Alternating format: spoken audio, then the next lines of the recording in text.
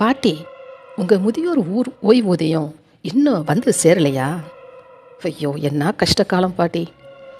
அதனால தான் என்ன இங்கே அனுப்பியிருக்காங்க. நான் ஒரு அரசு ஊழியர். உங்கள் அக்கௌண்ட்டில் பிரச்சனை இருக்குது பாட்டி. ஒரு 2000 மட்டும் கொடுங்க, உடனே நான் அதை சரி பண்ணி தந்துடுறேன். இதுதான் நம்ம தமிழ்நாட்டில் மட்டுமல்ல, எல்லா மாநிலங்களிலும் நடக்கிற புதிய பழைய மோசடிகள். வயதான சாதாரண மக்களிடம் அரசு ஊழியர் போல நடித்து ஓய்வூதியம் அதிகரிக்கலாம், புதிய ஸ்கீமுக்கு சேரலாம், ஆதார் பேங்க் லிங்க் பண்ணணும் என்று சொல்லி பணம் பறிக்கும் கும்பல்கள் ஏராளம் ஏராளம்.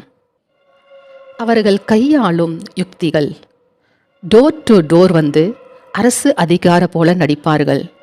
ஃபோன் கால், வாட்ஸ்அப் மூலம்